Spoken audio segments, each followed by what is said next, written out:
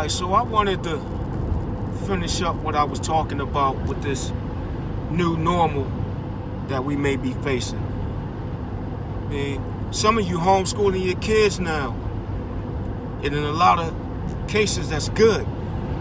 You get to teach them what's important, what's relevant, what's essential, and leave all that other mess out. You don't have to worry about them being influenced by social change that you don't agree with. It may be some things that you teach in your household, but society's telling them that the things you say aren't okay is okay, and vice versa.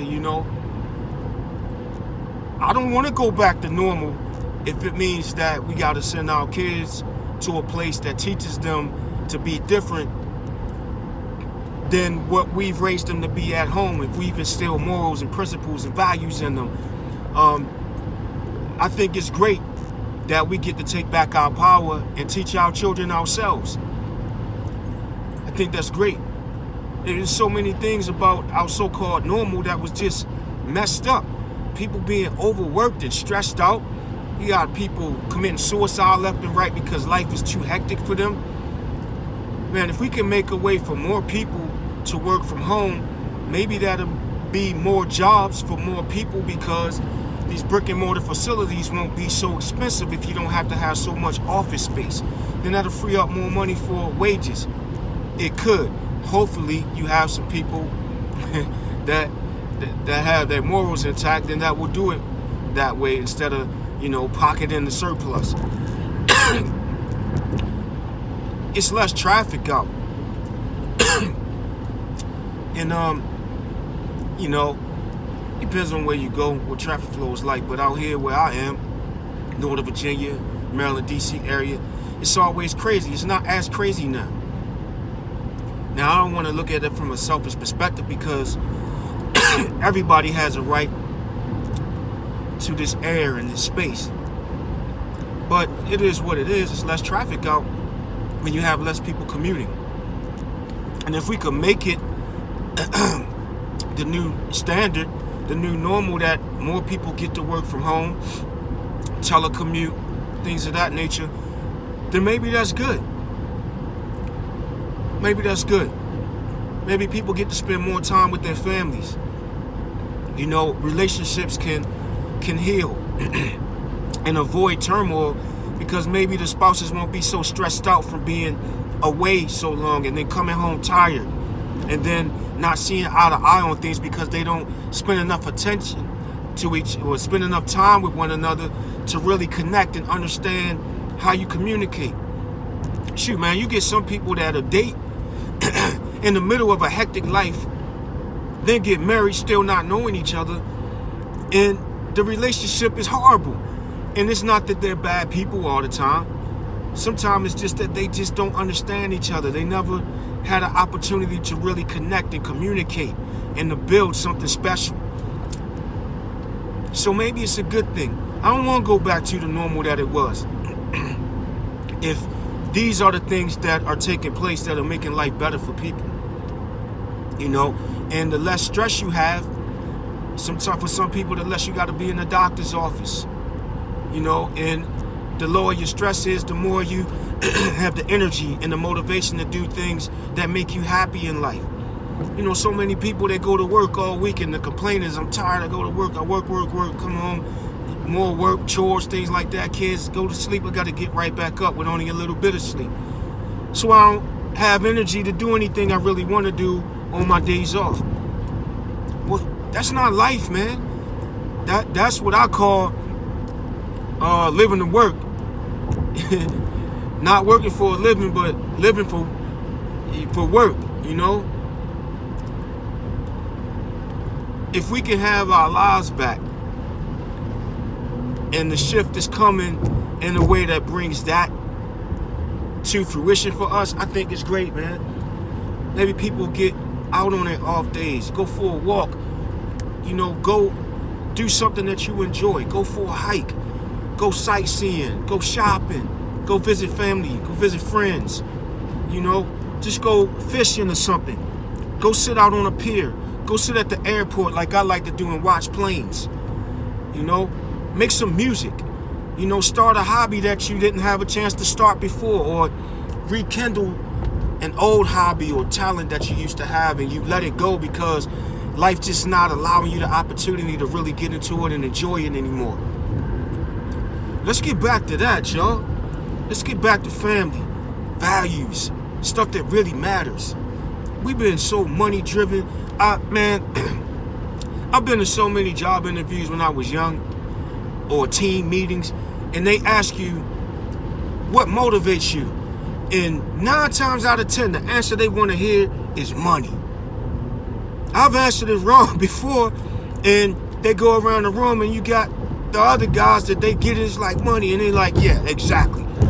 But I'm thinking, you know, what motivates me? Family, you know, being happy, taking care of my kids, being able to work a job that'll give me an opportunity to enjoy my life sometimes.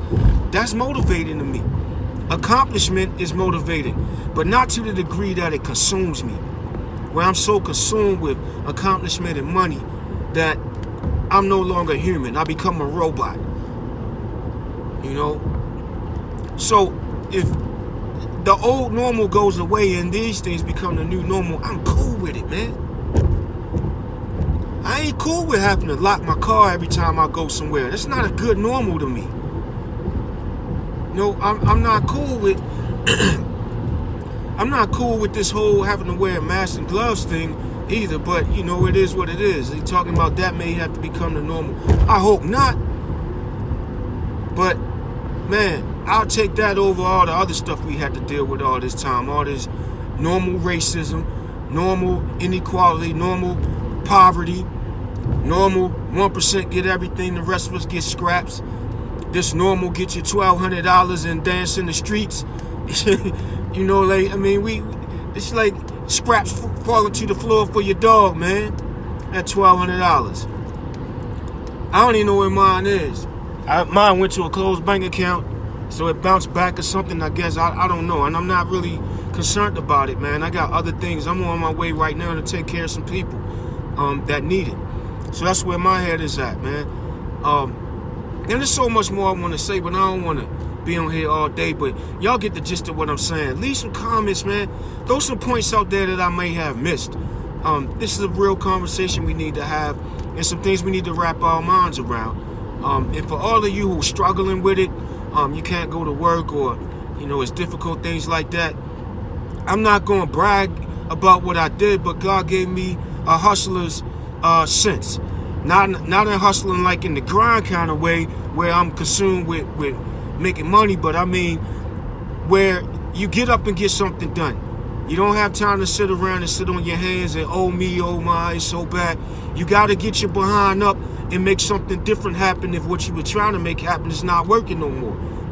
So we were supposed to open another fitness facility on April 6th. Obviously that couldn't happen. So a couple weeks as I'm seeing it happening, we had to switch gears and decide what we're going to do. So we created a virtual coaching program, and it's going great. It's growing exponentially daily, and I thank God for that. I'm blessed, man. Some of you have to reinvent yourselves, be resourceful, you know, be innovative, and come up with new ideas, new goal, a new plan, put it in action, and just run with it, because things are not going to be the same. I don't know what's going back and what's not, but we ought to be mature enough to get our minds in a state that we don't put all our eggs in one basket, so to speak. That we're able to switch gears and come up with something else and let God speak to us and guide us in a different direction. And although it may be uncomfortable, get comfortable with change. You're going to have to. This very situation has taught us that. We had no control over this. I knew so many people that were delusional, living inside their own head, talking about, no, it's not going to be this, it's not going to be that. And then within a couple of weeks, boom, stay in the house, put on masks and gloves, you can't go to work. Bars is closed, restaurants closed, bowling alley closed, mall closed. That happened that fast. All the people who were delusional and living inside their own head and deciding that they're going to create the reality for themselves, where did that lead them? They're the ones who are spazzing out because they can't adjust and adapt to change. We have to. And this is not a new normal. This is something that we always should have been able to do. But so many people get handicapped by being spoiled. They get that cushy little job in that cubicle and they're comfortable.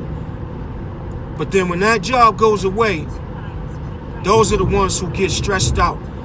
They have emotional problems. They're in depression kicks up. Some of them commit suicide. Don't be like that, y'all.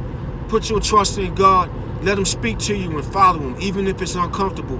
Go with your gut. Sometimes it's right there in your gut. You feel it's the right thing to do, but you're scared. Don't be scared. Do it. Hey, I'm out of here, y'all. Leave some comments, please. Throw some points out that I may have missed, and let's have a discussion.